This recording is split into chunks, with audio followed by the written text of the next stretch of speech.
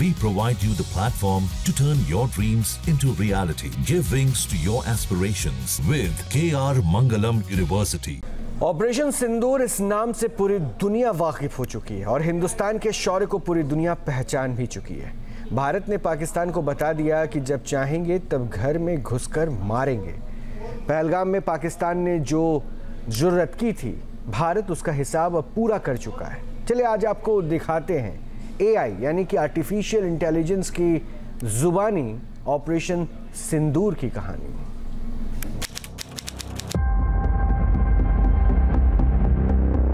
22 अप्रैल 2025 उस सुबह भी सूरज पहले उगा था, हर रोज की तरह अपनी किरणों की बाहें फैलाए। उस सुबह भी चिड़ियों की चहचहाट गूंजी थी। पहलगाम के मैदानों में घास की नर्म चादरों पर उस सुबह भी हवा वही थी, हल्की, नम और मासूम। लेकिन उन्हें ना तो गोलियों की गूंज की खबर थी, ना खून का इल्म।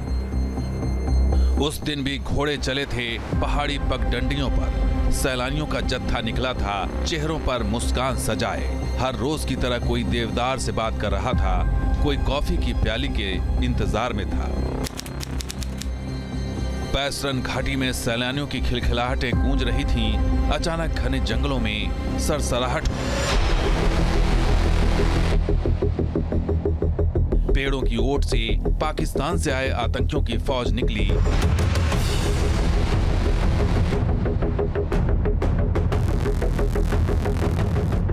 M4 असॉल्ट राइफल के साथ वो बढ़े मैदानों की तरफ जहां बेफिक्र जिंदगियां मुस्कुरा रही थी। चुपचाप पहुंचे सैलानियों के पास पहले धर्म पूछा, फिर 10 मिनट तक बेगुनाहों के सीने पर गोलियां बरसाते गए।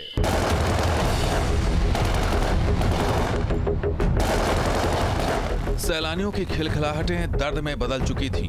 पैसरन घाटी की खामोशी में चीखें गूंज उठी थी। हरा भरा मैदान 26 बेगुनाहों से लहलुहान हो गया था। दरिंदों ने किसी का सिंदूर मिटा दिया, किसी की दुनिया ही लूट ली। ये जो भीड़ सब है, प्रेशर आप टेंशन मत लो। मेरे बच्चे को बचा लो। हम बचा देंगे, कोई बात नहीं।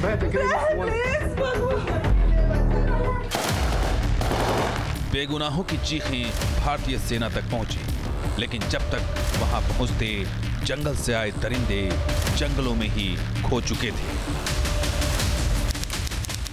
सऊदी अरब का दौरा बीच में छोड़कर पीएम मोदी लौट चुके थे। CCS की बैठक हुई, फिर पाकिस्तान पर डिप्लोमेटिक स्ट्राइक कर दी। सिंधु नदी समझौता सस्पेंड हो चुका था। जिन्होंने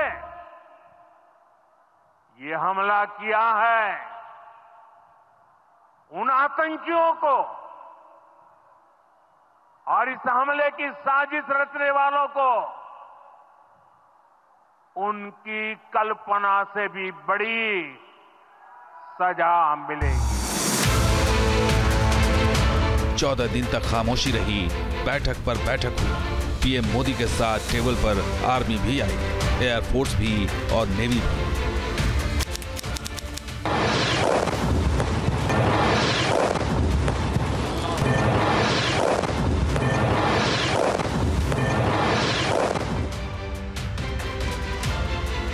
ऑपरेशन सिंदूर शुरू हो चुका था। आसमान फाइटर जेट से गरज रहा था और उधर सरहद पार आतंक के अड्डे तबाह हो रहे थे। 23 मिनट तक पाकिस्तान का एयर डिफेंस सिस्टम जाम हो चुका था। फाइटर जेट से निकली 24 मिसाइलों ने पाकिस्तान के 4 और POK के 5 आतंकी अड्डों को मिट्टी में मिला दिया था। सुपरसोनिक ब्रह्मोस ने उस दिन जौहर दिखाया था। पलक झपकते ही मसूद अजहर के हेडक्वार्टर को मिट्टी में मिलाया था। सुबह सुबह सेना का ऐलान हुआ, भारत की बेटियों ने हुंकार भरी, सिंदूर मिटाने वालों को हमने मिटा डाला है। उन्होंने धर्म पूछा था, हमने कर्म देखकर मारा है। पहलगाम में हुए विभत्स आतंकवादी हमले के शिकार मासूम नागरिकों व उनके परिवारों को न्याय देने के लिए लॉन्च किया गया था। इस कार्रवाई में 9 टेररिस्ट कैंप्स को टारगेट किया गया और पूरी तरह से इसे बर्बाद किया गया। उधर पाकिस्तान में हाहाकार मचा। मसूद अजहर बिल से निकला, रोते हुए चिल्लाते हुए। बहावलपुर में उसका पूरा परिवार मिट गया था। 14 सदस्यों की कब्र वहीं पर खुद चुकी थी। आतंकियों का जनाजा निकला। आतंकी अब्दुल रऊफ फातिहा पढ़ रहा था, पीछे पाकिस्तानी फौज खड़ी थी, सबूत दे रही थी वो तो आतंकियों के साथ है। पाकिस्तान सदमे में था, गुस्से में बिलबिला रहा था। सरहद पर सीज फायर तोड़ दिया, बेगुनाहों का खून बहाया, उनके घरों पर गोले और मोर्टार चलाए। विदेश मंत्री एस जयशंकर ने दुनिया को बता दिया, दुनिया को दिखा दिया भारत का आतंकवाद के खिलाफ जंग के ट्रेलर को। हमने आतंकियों को मारा था, पाकिस्तान अपने बेगुनाहों का खून बहाने के लिए उतारू था। उसने ड्रोन और मिसाइलें भेजी, लेकिन सरहद की रक्षा का जिम्मा सुदर्शन को था, आकाश को था, जिसने भी हिमाकत की हवा में ही ढेर हो गया। पाकिस्तानी ड्रोन एक बार फिर हिमाकत कर रहे थे। भारत के सैन्य ठिकानों, हथियार डिपो और रडार स्टेशनों को टारगेट के लिए बढ़ रहे थे। फिर जवाब मिला, भारतीय सेना ने काइनेटिक और नॉन काइनेटिक हथियारों से इन हमलों को हवा में ही नाकाम कर दिया। सुबह सुबह खबर आई, पाकिस्तान के 15 शहरों में ड्रोन बरस रहे थे। पाकिस्तानी फौज का कलेजा कांप रहा था। उस दिन खैर नहीं थी, रात काली थी और दिन भी दूर था। पाकिस्तान के 300 ड्रोन और मिसाइलें हवा में राख हो रही थी। सुदर्शन चल रहा था, आकाश गरज रहा था। फैसले की घड़ी आ चुकी थी। ब्रह्मोस कमान से निकल रही थी पाकिस्तान के एक एयरबेस को तबाह करने के लिए। रावलपिंडी का नूर खान एयरबेस तबाह हो चुका था। सरगोधा, भुलारी, जैकोबाबाद, सुक्कूर, रहीम यार खान, कोई भी भारतीय मिसाइलों से बच नहीं पाया। पाकिस्तान के 12 एयरबेस तबाह हो चुके थे। 12 एयरबेस की तबाही से पाकिस्तान ने होश गंवा दिया था। अमेरिका की शरण में पहुंचा, गुहार लगाई, लेकिन अमेरिका भला उसकी क्या मदद करता।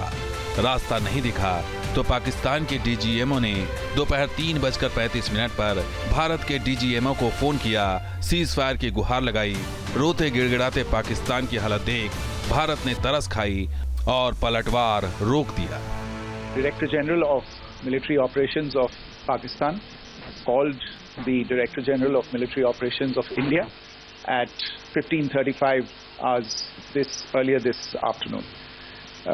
It was agreed between them that both sides would stop all firing and military action on land and in the air and sea. अब विजय हुंकार की बारी थी। राष्ट्र को संबोधन का वक्त था। पीएम मोदी बोले, सिंदूर पोंछने का अंजाम अब हर आतंकी को पता है। पाकिस्तान का दावा था उसने S-400 को तबाह कर दिया है। पीएम मोदी ने जवाब दिया उसी आदमपुर से जहां अपना सुदर्शन आसमान में सिर उठाकर विजय गर्जन कर रहा था। पीएम मोदी की हुंकार अब पाकिस्तान को सीधे सुनाई पड़ रही थी। आपने पाकिस्तानी फौज को भी बता दिया है, पाकिस्तान